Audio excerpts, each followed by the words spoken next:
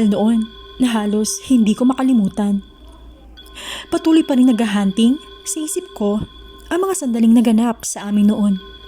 Kahit ilang taon na ang lumipas at kasalukuyan na rin akong may ibang iniibig ngayon, ay iba pa rin talaga ang mga alaala ng pagmamahalan na naganap sa amin noon.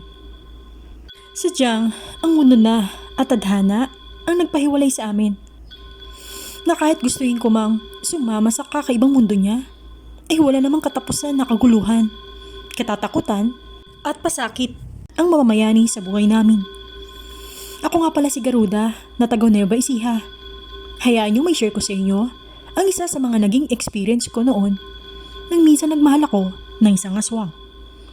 Itong karanasan kong ito ay maaaring makapagbigay ng aral sa inyo.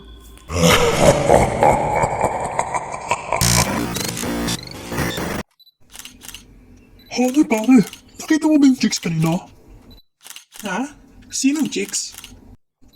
May bago na naman kasi tayong ka-workmate pare. Nasa sales department siya. Ha? Sino doon? Halos araw-araw naman tayong may bagong ka-workmates ha. Hindi pare, kakaiba itong isa. Extraordinary yung beauty nito. Parang malamarin Rivera ang dating. Really? Oo pare, parang gusto ko nang ligawan eh. Grabe ang ganda talaga niya. Lumipas ang buong umagang iyon na walang ibang bukang bibig ang kumpare ko na si Sally doon, kundi ang isang magandang binibini raw na bagong empleyado sa naturang workplace namin. Binaliwala ko na lang iyon dahil abala kami niyon sa photoshoot na nagaganap sa mga nagagandang endorser namin para sa nilo-launch na bagong advertisement sa mga condo units na ibebenta ng company namin sa social media. Hindi ko na napansin na katanghalian na pala. Halos lahat ng ilan sa mga kasamahan ko ay nagsipagpuntahan na sa kantin, samantalang ako ay abala pa rin sa pag-ayos ng photoshoot area namin para sa panibagong setup na gagawin namin. Sa mga sandaling iyon, ay abala naman ako sa pagkalikot sa hawak-hawak ko na isang DSL camera hanggang sa napalingon ako sa likuran para sana mapalitan ng battery nito. Nang may bigla namang akong nabangga na isang magandang binibini nang napadaan ito sa gawi ko.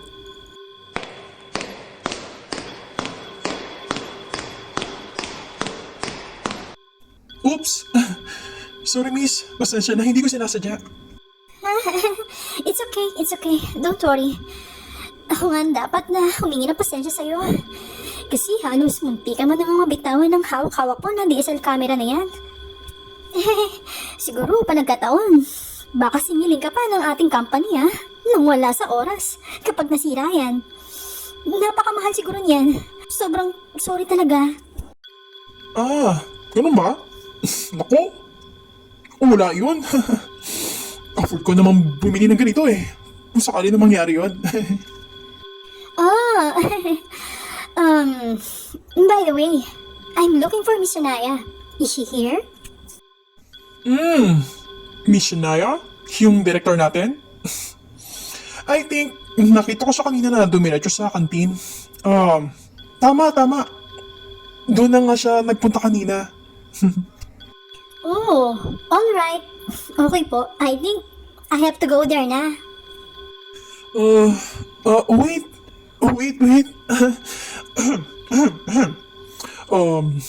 Would you mind if I'm asking what's the name of the beautiful girl that is standing in front of me? Yeah, sure. My name is Sherry. Nice to meet you, Miss Sherry. My name is Garuda. Wow, unique name. Do you have a race of an Indian? Yeah. I'm half Indian and also a half Filipino. By the way, see you around, Miss Sherry. Grabe, pakiramdam ko, nakakita na ako ng isang tunay na anghel sa mga oras na yun. Sobrang ganda ng nakilala ko. Parang tinalbungan pa nito yung artist endorser ng condo units namin. Halos sa pagsapit ng buong linggo ngayon, ay sobra talaga akong na-excite na pumasok sa araw-araw para lamang makita siya.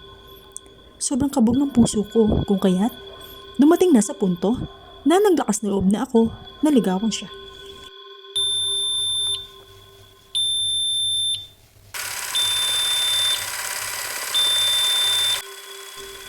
Naku pare, bakit tila ba sa tuwing papasok ka sa workplace natin? Tila ba parang napakagwapo mo ah. Tinalo mo na yung kagapuhan ng ilang mga artist endorser natin oh. May bala ka na rin ba mag-apply as an artist? Ha? Hindi naman pare. Bakit bigyan niyo ng comment mo sa akin ngayon? Hindi ba ako nag-aayos kahit noon pa? Gwapa naman ako pare kahit dati pa. Oo, parang ang lakas ng hangin pare ah. Kasing tapang ng pabango mo. Piling ko, linggo-linggo ka na rin bumibili ng pabango mo ah. Kasi halos sa araw-araw. Para atang pinapaligo mo na yun ah. Doon pa lang sa labas ng building natin, amoy na amoy ko na ang pabango mo. Hanggang dito sa 10th floor. Loko ka talaga pare Oo, parang alam ko na. Para kanino yan ah. May dumadang anghel oh.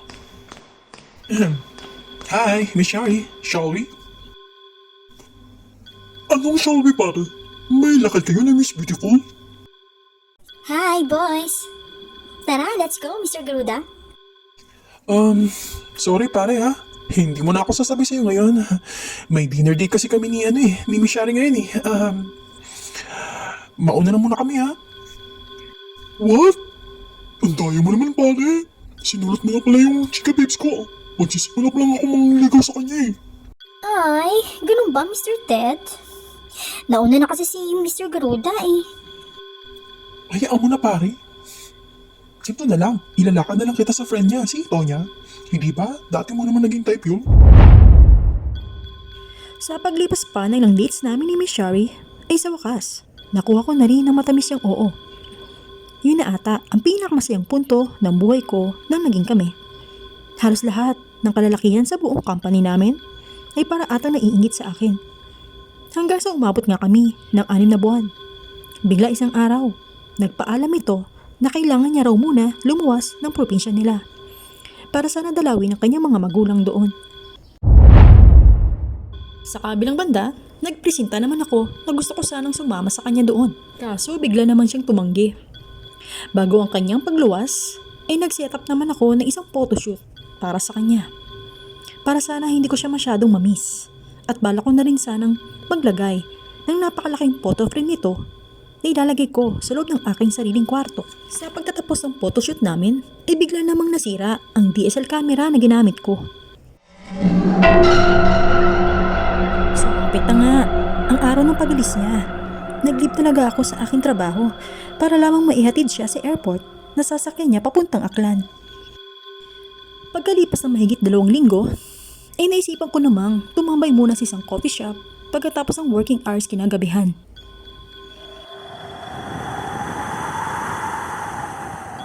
Habang nakatambay ako sa loob ng isang coffee shop na nagbabasa ng isang dyaryo, ay bigla na lamang kumunot ang aking noo. May nakita akong isang pamilyar na mukha na naroon sa kabilang kalsada.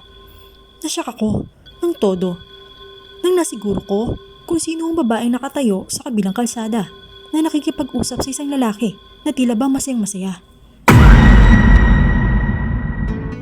Ha? Shari? Tama ba ang nakikita ko ngayon? Hindi naman malabong mata ko Hindi mawala sa paningin ko ang kamukha ng girlfriend ko.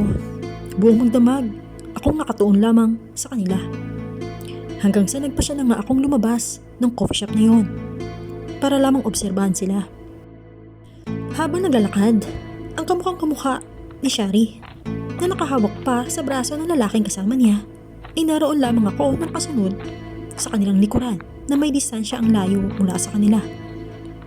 Halos hindi pa rin ako makapaniwala dahil buo pa rin ang aking paniniwala na nasa Aklan si Shari na nagbabakasyon kapiling ang kanyang mga magulang. No. Hindi maaari ito. Nakita kong sumakay na eroplano si Shari. Hindi magagawa sa akin ito ni Shari. Ang mga katagang ito ang paulit-ulit kong nilalagay sa aking isip. Sobrang nanlalamig ang buo kong kalamnan ng mga oras na yun habang patuloy pa rin akong nakasunod sa kanila. Napansin ko na lamang na bigla silang bumaba sa isang underpass. Bakas na bakas sa aura ng side view ng babaeng kamukha ni Shari ang sobrang kakiligan nito habang nakikipag-usap sa isang herong lalaking kanyang katabi. Hindi ko na nga napigilan na makaramdam ng sobrang galit at selos dahil pakiramdam ko ay pinagtaksilan talaga ako ni Shari. Ilang sandali pa ay napansin ko na lamang na lumiko pa sila sa isang daan na halos sobrang kadiliman na ang dulo ng tinatahak nila. Uh-oh. Bigla naman akong nagtaka kung bakit sa ganoong direksyon sila tumutungo. Hanggang sa napansin ko na nga na umaayaw na magpatuloy sa paglakad ang kasama nitong lalaki. Subalit, ang babae naman, purong pilit na sumama sa kanya.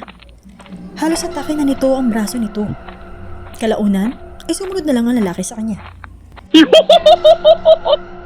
Muli na naman silang lumiko at sa mga pagkakataon na yon, ay sobrang dilim na halos hindi ko na nga makita ang kanilang mga anino. Dahil doon, ay bagyan na nga akong tumigil sa pagsunod sa kanila. Saka na nga ako nagdesisyon na tumalikod na at lisanin ang lugar na yon. Subalit, may biglang sumigaw. Sumisigaw ang lalaki. Saka bigla itong humingi ng tulong.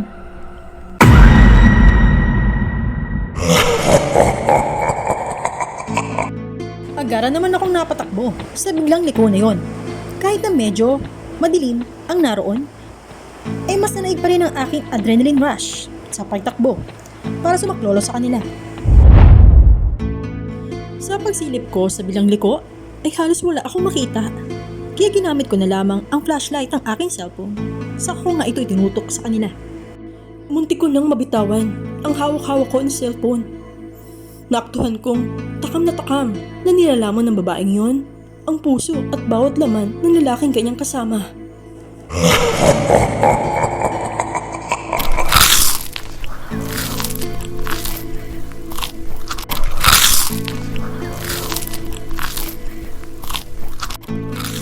Nakabalandra na sa sahig ang walang buhay na katawan nito. Samantalang ang babaeng yon ay nakasalampak sa sahig katabi naman nito habang kinakain at ninunguya-nguya ang bawat laman nito na nilalagay niya sa kanyang bibig.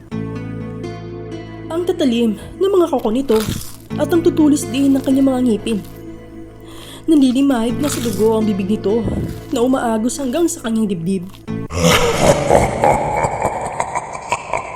Sa pagtutok ko ng ilaw sa kanya, ay agara naman itong nasilaw. Nataranta na ako sa pangyayari. Kung kaya't napatakbo na lang ako sa sobrang takot. Sa pagtakbo ko, ay hindi ko na nga natansya ang aking dinaraanan. Saka na lang ako biglang nadapa sa sahig.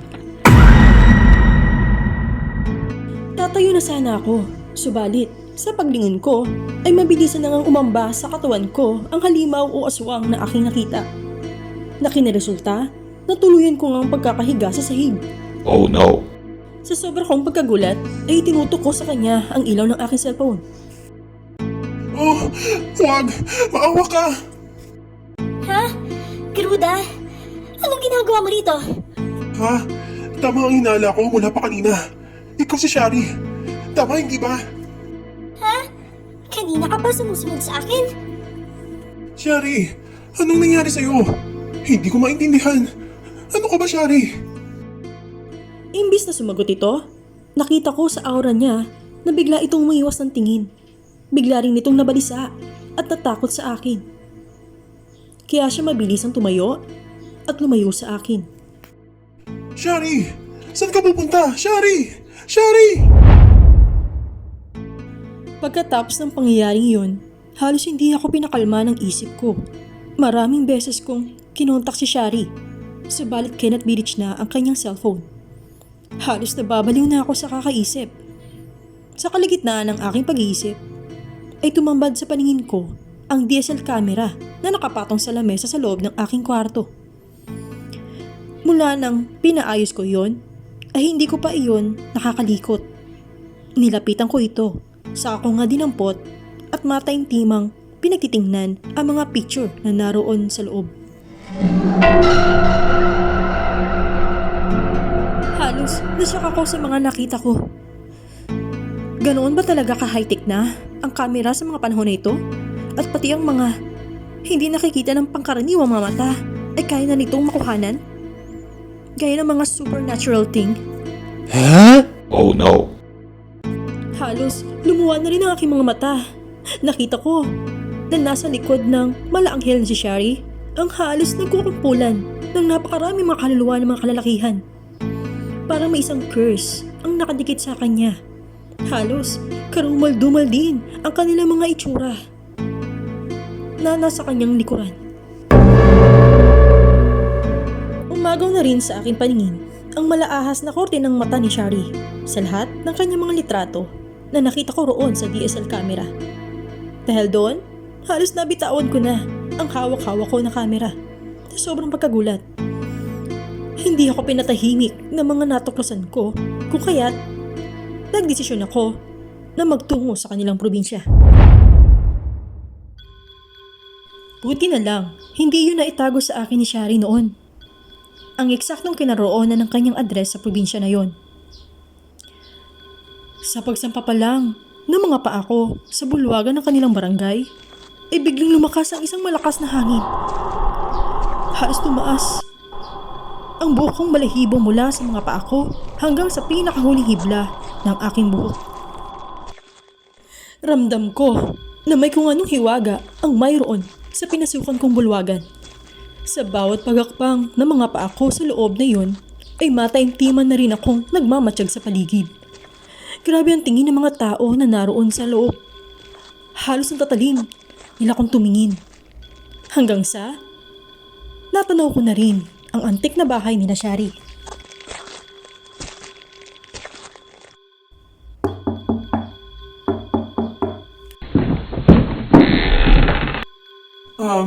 Magandang umaga ho, ma'am. Ito ho ba ang tahanan ni Miss Shari Mebles? Napakagandang minatilyo. Nakakaakit ang iyong aura at napakabango pa. Tara, pumasok ka muna sa loob.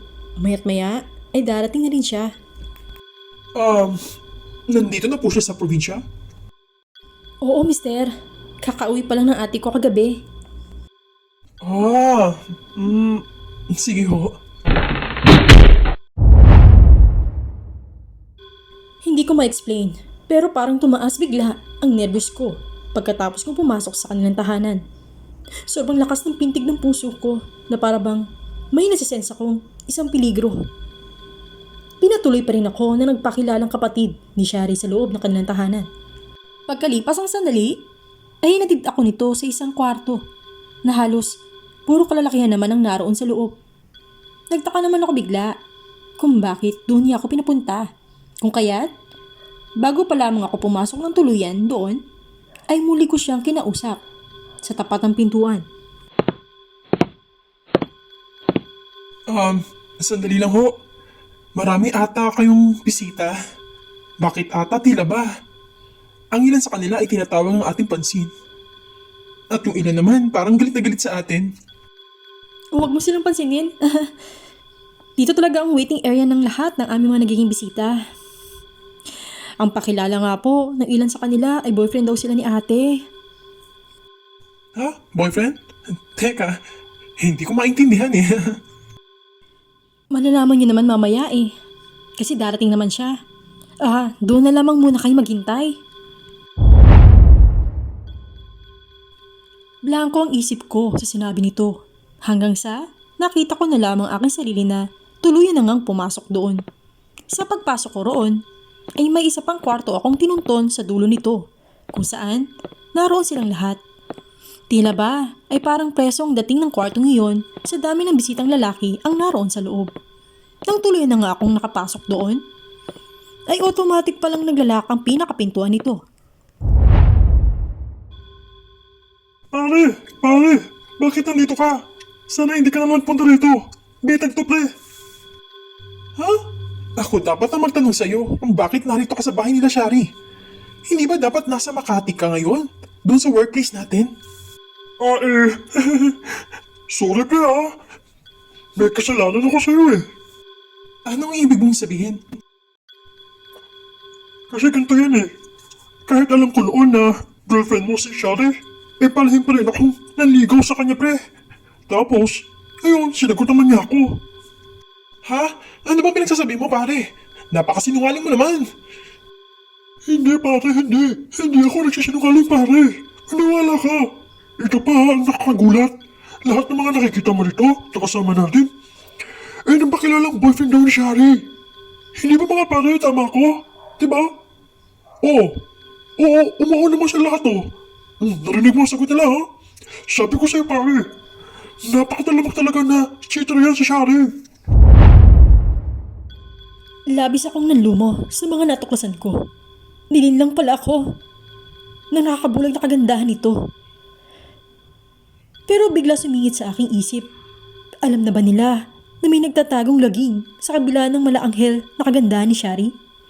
Kalaunan, ang sobrang pagsisisi ay naramdaman ko kung bakit pa ako nagtungo sa probinsya nila. Hindi ko natuloy alam ang aking gagawin kung paano na ako makakaalis sa lugar na yon. Bumilang ang oras hanggang sa inabot na kami roon ng hating gabi. May bigla na lang na nagbukas na isang pintuan at ang dahil doon ay halos naguunahan na nga ang lahat ng mga kasama kong lalaki para lamang makalabas doon. Ako na nga ang huling lumabas sa pintuan na yun. Isa palang malaking kulungan yun. Parang nakapasok kami sa isang napakalaking warehouse. Pagkalipas pa nilang sandali ay nagsipaglabasan naman ang halos nagagandahang mga kababaihan. Sa taas namin, sa second floor ng hagdanan. Saka nga may lumabas pa na 2 matandang mag-asawa. At ang huling lumabas ay si Shari.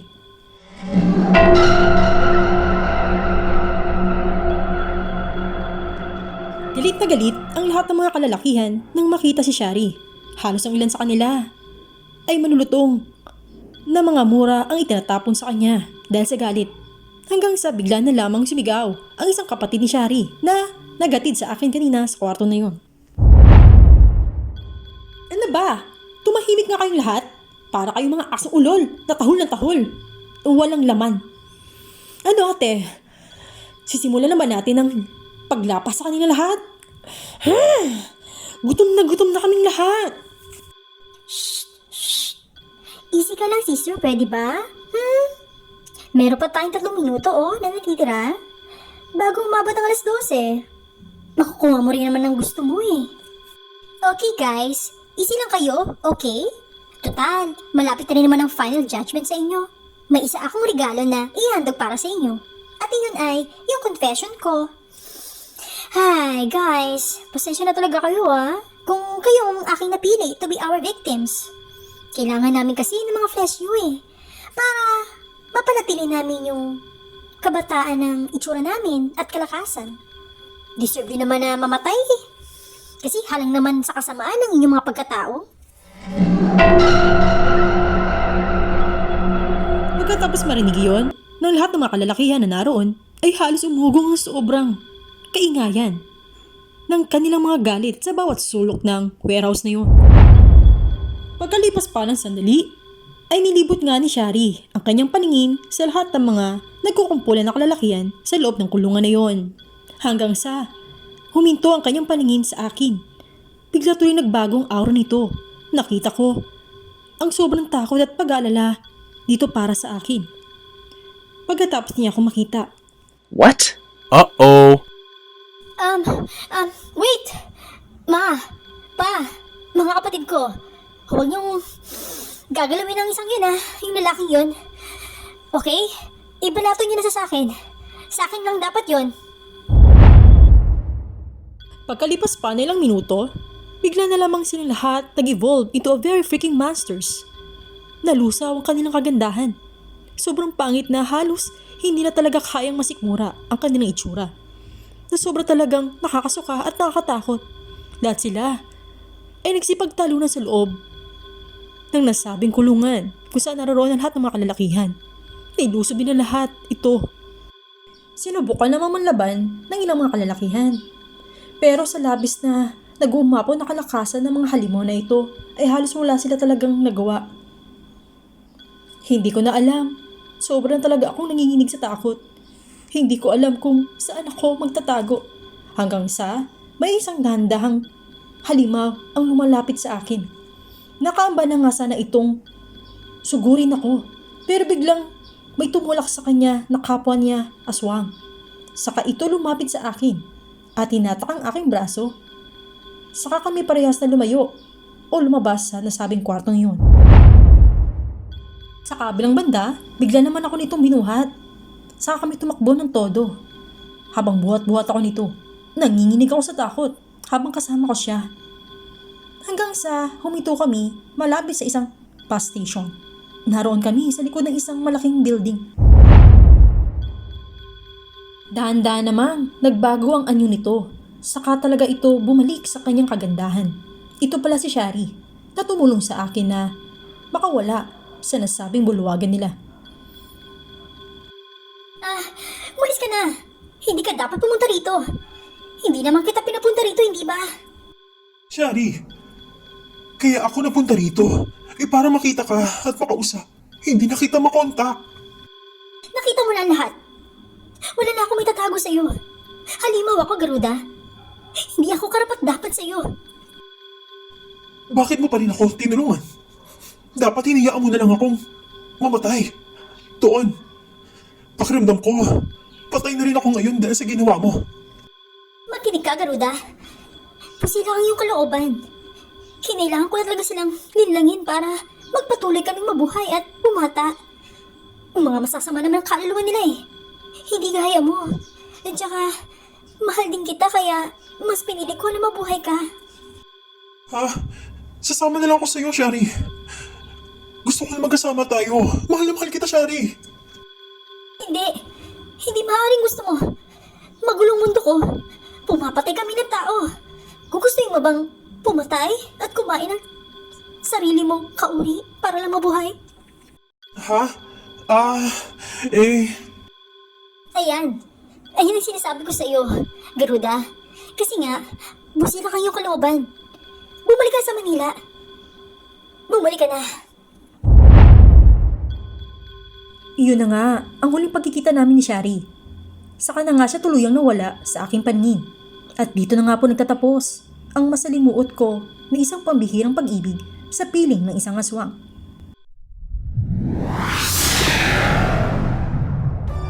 Hi po! Kamusta po kayong lahat? Nagustuhan niyo po ba ang aking videos na nihandog para sa inyo? Kung ito'y inyong nagustuhan, huwag niyo po kalimutan na mag-like, mag-subscribe at mag-comment sa aking YouTube channel kung may nais po kayong sabihin. At huwag niyo rin po kalimutan na i-click ang bell para always po kayong ma-notify sa mga susunod pa na videos na ating ipopost. Maraming salamat po and have a good day!